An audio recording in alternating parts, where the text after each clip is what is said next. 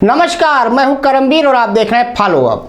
वसीम बरेलवी की दो लाइनें हैं कि उसी को जीने का हक है जो इस जमाने में इधर का लगता रहे और उधर का हो जाए। जी हां, भाजपा भले ही इंडिया गठबंधन को लेकर सीटों के बंटवारे पर चुटकियां लेती रही हो, लेकिन टिकटों के बंटवारे में मुश्किलें एनडीए गठबंधन में भी है। खासतौर से सबसे ज्यादा 80 सीटों वाले यूपी में, जहां कैसरगंज से बृजभूषण शरण सिंह, देवरिया से रमापत राम त्रिपाठी, कानपुर से सतदेव पचौरी सहित मेनका गांधी, वरुण गांधी, संतोष गंगवार समेत कई दिग्गज फंसे हुए हैं। सबसे ज्यादा दिक्कत कानपुर नगर लोकसभा की सीट को लेकर है, जहां एक अनार और 100 बीमार की तर्ज पर कई दिग्गज अपना अपना दावा ठोक रहे हैं।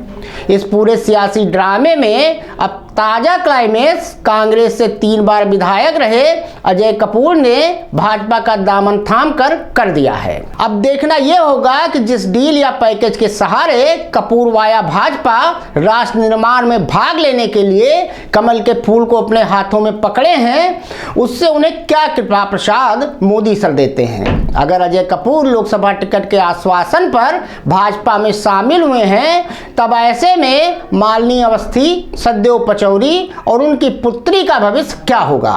आज फॉलो अप में हम इसी पर चर्चा करेंगे, क्योंकि कपूर विधानसभा अध्यक्ष सतीश महाना के रिश्तेदार होने के साथ ही साथ कानपुर और उसके आसपास के व्यापारियों और बनिया बिरादरी समेत कई अन्य जातियों में भी अच्छा खासा दखल रखते हैं। दरअसल कानपुर नगर सीट से भाजपा अभी तक उम्मीदवार फाइनल नहीं कर पाई है।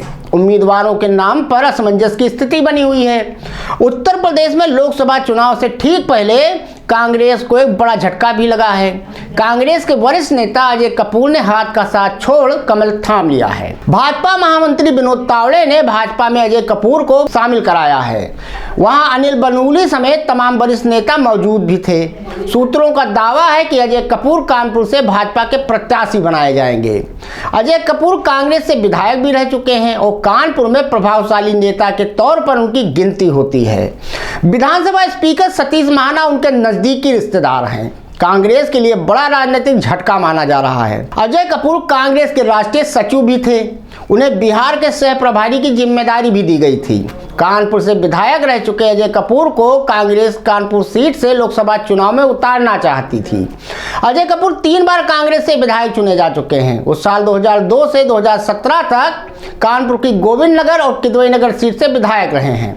आपको यह भी बता दें कि यूपी में समाजवादी पार्टी और कांग्रेस साथ चुनाव लड़ रहे हैं। कांग्रेस 17 और समाजवादी पार्टी 63 सीटों पर चुनाव लड़ेगी। सपा ने अभी तक 31 सीटों पर प्रत्याशियों का ऐलान किया है। हालांकि अभी कुछ दिन पहले तक एक खबर चल रही थी कि कानपुर से भाजपा किसी महिला को अपना उम्मीदवार बना सकती है, जिसमें नीतू सिंह और लोक गायिका मालिनी अवस्थी का नाम चर्चा में था। भारतीय जनता पार्टी नगर सीट से किसी महिला को उम्मीदवार बना सकती है, ऐसी चर्चा चल रही थी अजय कपूर के भाजपा ज्वाइन करने से पहले। कानपुर बुंदेलखंड क्षेत्र की 12 सीटों में से अभी तक केवल फतेहपुर सुरक्षित सीट से महिला को प्रत्याशी बनाया गया है। इस वजह से संभावना जताई जा रही थी कि यह सीट महिला के खाते में जा सकती है। इतना ही नहीं, 2 नामों पर चर्चा भी थी।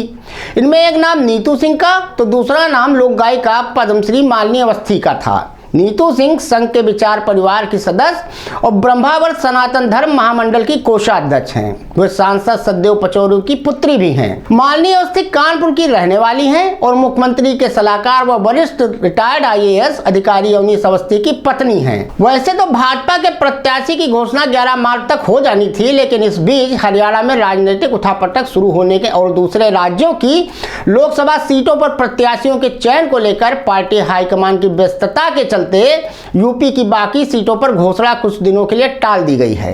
उधर महानगर सीट से सांसद सतदेव पचौरी अभी भी दिल्ली में जमे हुए हैं। एक दिन पहले रिंग रोड स्थित कई बड़ी परियोजनाओं के उद्घाटन शिलान्यास समारोह में शामिल होने वो लखनऊ गए थे। इसमें प्रधानमंत्री मोदी का ऑनलाइन संबोधन हुआ था। उसके बाद वो सीधे दिल्ली चले गए। इससे लग रहा है कि अब कानपुर सीट पर ज्यादा दावेदार नहीं हैं। 1-2 दावेदारों के बीच ही मुकाबला है। महानगर सीट सहित कानपुर बुंदेलखंड व इसके आसपास की लोकसभा सीटों पर महिला सांसदों की बात की जाए तो अभी तक 11 बार महिलाएं सांसद बनकर आई हैं। फतेहपुर सीट से भाजपा से साध्वी निरंजन ज्योति 2 बार और हरदोई लोकसभा सीट से सपा प्रत्याशी के रूप में उषा वर्मा 3 बार सांसद रही हैं। कानपुर महानगर सीट पर सुभाषिनी अली सहगल के रूप में सिर्फ 1 महिला सांसद अब तक हुई है।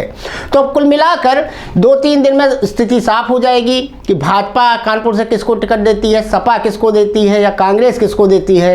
ये देखने वाली बात होगी। बेहद दिलचस्प होगा कि क्या मालिनी अवस्थी इस बार कहीं से लोकसभा का चुनाव लड़ती हैं, मेनका गांधी का क्या होगा, वरुण गांधी क्या होगा। और सबसे दिलचस्प देखना यह होगा कि कैसरगंज से अब तक के सांसद रहे ब्रजभूषण शरण सिंह का क्या होता है। उन पे सबसे ज़्यादा सट्टे लगे हुए हैं कि उन्हें टिकट मिलेगा कि नहीं मिलेगा। धन्यवाद।